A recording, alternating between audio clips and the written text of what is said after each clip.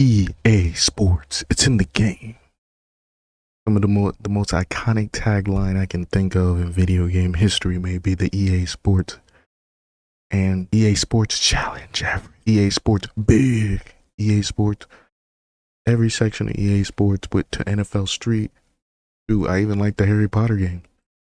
It's very interesting to see every franchise EA has, maybe, exception of Battlefield, there's some exceptions. How weird it has gotten. Like, microtransactions isn't like this negative, super negative thing. I just don't like it when it's in E for everyone games. Like, let's say, I guess people need like a extreme example. What if Lego Star Wars had loot boxes? I mean, look at the design scheme for a lot of these games. They look like they're marketing towards children. Why is there loot boxes in the game? Why is there virtual currency where a kid, like, I guess you can blame the parents for this if you want, but the kid just doesn't know the difference between what is and isn't. Why are we sitting here thinking that it's acceptable to look at that and be like, you know what, that's fine. And how many people actually know about this? I don't know. Not a lot of people make a stink about it. When GTA put it in, that kind of makes sense because GTA is a game solely focused towards a higher teenager crowd to an adult crowd. Maybe 18 to 35 is the demo. If you get more people outside of that demo, good for them, but usually how it is. And now I'm looking at these RP servers. I'm looking at every kid with access to a home computer, which is insane to me. I did not have access to my own desktop computer. We had one out in the foyer that was for everyone, and yeah, you don't get to do private stuff on that computer. You know what I mean? You don't get to play your video games and stuff. That was for at maximum school projects and PowerPoint presentations, and it's a very different time period now. So EA's been around during that whole time period, and they still make these games where I go, they could have done better. I mean, when I look at what they choose to greenlight and how much money they choose to allocate and who they choose to put their trust into to make games, I don't really know the end goal of it, because I think you should have like a direction for how you want to release games as a publisher, right? Like some type of direction.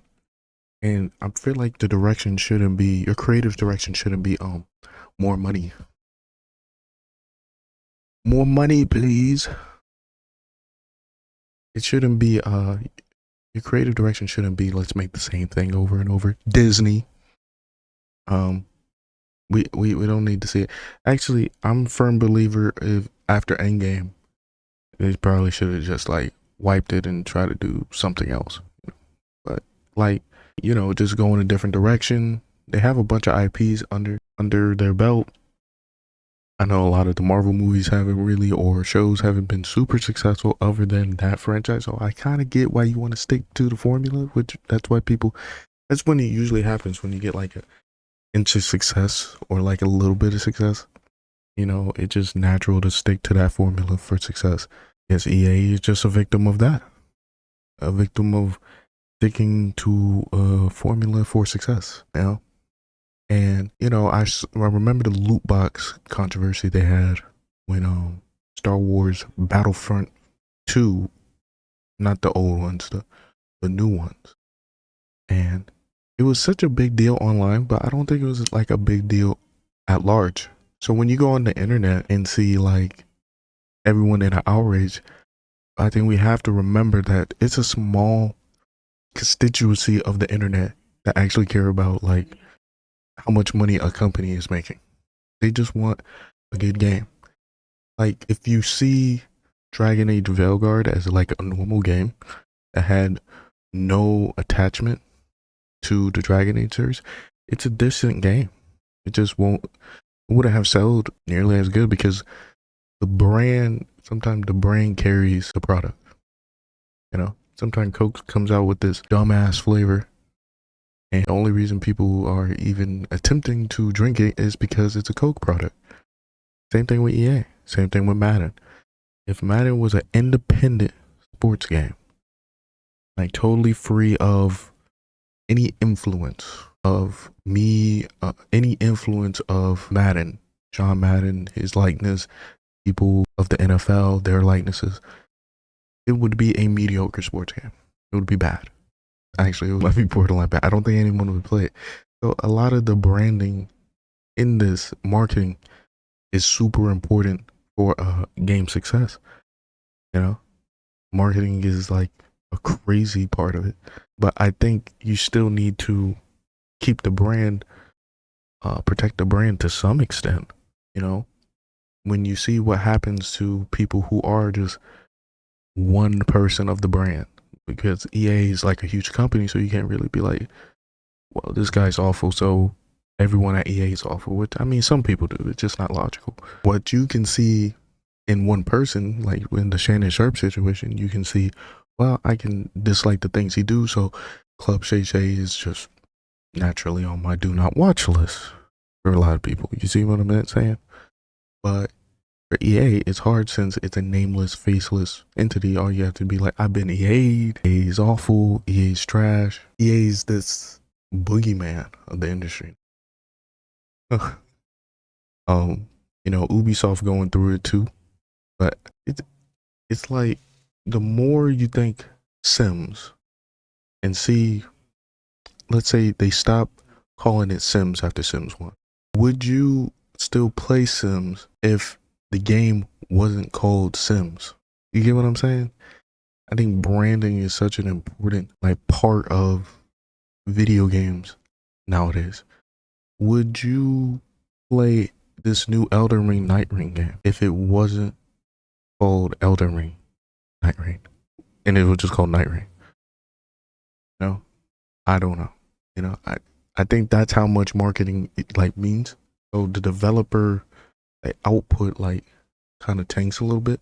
I think they have tried to test this theory on many occasions of, can we put out a super mediocre product and just let marketing carry the day?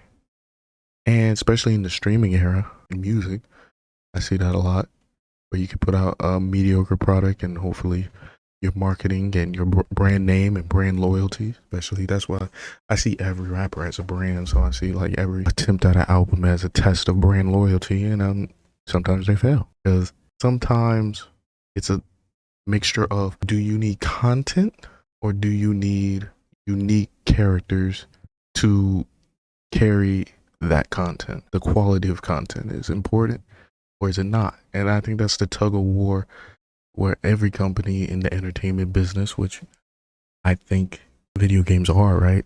They have to struggle with that. You know, that tug of war between, should we put how much money and effort, who are the guys who got the vision in the company, and how much are we willing to deal with this guy? Because usually a creative type, I think we all know creative types, usually they are not super awesome to work with all the time because they're very difficult.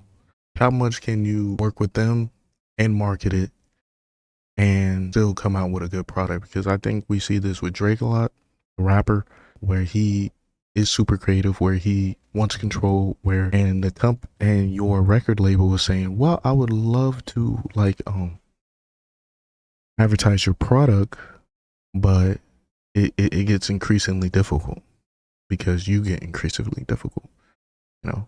So I don't know how much is developers, because people haven't really noticed like a lot of these developers are getting increasingly difficult for the publishers to work with.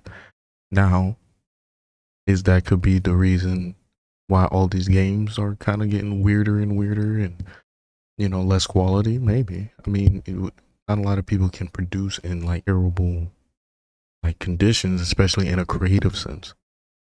Because a lot of the times when we have people, workers in a terrible condition, they're more or less they adapting somebody who were in a creative position, or they are working in a on their own monotonous project, like making shoes or something, you know, like that's why I really see like when you're in a monotonous process, that doesn't involve your thinking, just your expertise, and it's something, it makes it increasingly easier to put you in a terrible environment, because it's not you working together with the creators of World of Warcraft to make an MMO. You you like the real creators, or you working with the real creators of these like IPs to make a game, like Larian did with Baldur's Gate and Wizards of the Coast. You're not working with the original creators, who are doing all the creative stuff, who can take like cues from Divinity and put that in the Baldur's Gate series, and make the experience easier to consume for like people who are just not in the tabletop climate, like myself. So how much is it? A lot of these guys are in bad conditions. Like, we have some notes about that. We have seen that. I've seen developers seem like they have the power of God on their side, almost like they can, like, over the player, because you only can explain trying to control shooting percentages in your arcade simulation of basketball as some type of control issue. But I'm saying, like, they want to control the narrative of the game from game to game. They want to script the game from game to game, because it's hard to control player to player interactions without taking control away from the player. And I think that's what a lot of this comes down to. There's control being lost on the developer side, because back in the day, Affinity Ward, the developers were there, with the Modern Warfare, and they over here, I remember they sued for that particular reason, like just getting their just due for their idea, their game, they made it with their team. You should get paid accordingly, but it was more like a partnership type of deal. Now, the more in-house studios you collect, like Pokemon cards, the more control you can exude over a developer, and the more control, it's kind of like a wrestler, like NXT, like WWE has a developmental system called NXT. It's hard to really like own like a lot of that stuff you get on the indies in a controlled environment like NXT. It's hard to reach for the ceiling as leadership of a developer studio, knowing full well that you're not going to reap the benefits of your creative properties, and especially as a creative who loves control, who loves to be in control. I think you're going to see less and less like good games. As the business thrives, I think you're going to see a direct correlation. As the business thrives, creativity with it, and I think that is the big like thing where EA can't make a Elden Ring or a Baldur's Gate or something, because they want so much control over their developers. That control will ultimately make it harder and harder for them to work with. You know what I'm saying? So I think it comes down to people. I think I acknowledge, because I watch a lot of videos and like take a lot of notes. I acknowledge that there's more technical issues with the way video games are being made nowadays, but I think it really comes down to like a control and people issue.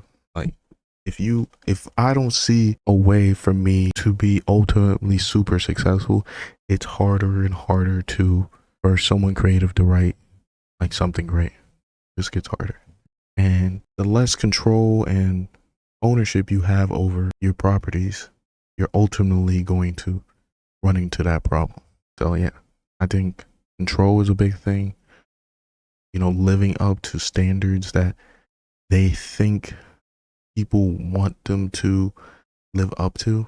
I think we saw that with the Snow White movie, where if you're going to adapt something, they're going to find any way to cut that down on the internet. But I think people focus too much on the internet. The internet is reactionary. If you claim out there and give them no ammo, then there's nothing to be mad at. But I think just reaching there and going to Snow White, where from grandma to dad to mom to grandson, everyone knows what Snow White is. And for you to be arrogant enough, oh man, people hate arrogance. For you to be arrogant enough to say, hey, I can do a timeless classic better, why not just write a script that's similar to Snow White and just call it something else? Which we have saw. I think Enchanted was like that for, there's a few examples of that movie and they have done very well. I don't know why just do a one-to-one Snow White. Too risky for me. Might as well just write something very similar, like The Wiz or something, with, different way, with different twists and turns in the story where you would want it, where it would make logical sense for you and your actors want to go with the story. But I feel like actors feel like less and less ownership of it because, let's face it, a lot of this stuff is going to streaming sites, and streaming sites is not no box office big money draw. I remember Scarlett Johansson sued, because her I think the crux of it was the movie didn't go to theaters and went straight to streaming sites, and you're not gonna get as much money unless you get that money up front, because a lot of the actor deals are come after the product is produced, and you get the royalties and stuff like that. So I think a lot of that comes down to control, money, follow the money. Old man always say. And creative control is good for creatives, but I've seen where it's not so good for people who work on the movie and work on the games, and because a creative person isn't always the most likable, look upable. I don't know, like the project control, all that stuff. Like, even if you arguing with your project manager, whose job is to make sure everything is on time, and you're telling them about your art, that is fundamentally going to land the movie or your game in hot water. If you have this vision of the character being a certain sexual, orientation, and you don't want to convey that to everyone else, and you draw it, you write it like that, you have gone rogue. And a lot of the developers go rogue because they want to, these artists, because they want control. It always comes back to that. And the suits, the conglomerate of suits, they don't want to give up the control. It's all about control. From EA to Disney to creatives under them, everybody's jockeying. That's why the Writers Guild is on strike. That's why they go through all these scripts, looking through them over and over, because they want to diminish the value of creatives, and creatives want to up the value. So as you go up, as one pushes up, one pushes down, and who gets caught in the middle? The consumer. Anyway, don't forget to like, comment, subscribe. Thank you for rocking with me today, man, and I hope y'all enjoyed the video. Y'all be easy today. Y'all be blessed, whatever your life philosophy is. Hope it goes well. Except if you're like hurting people, then, well, I would reevaluate that.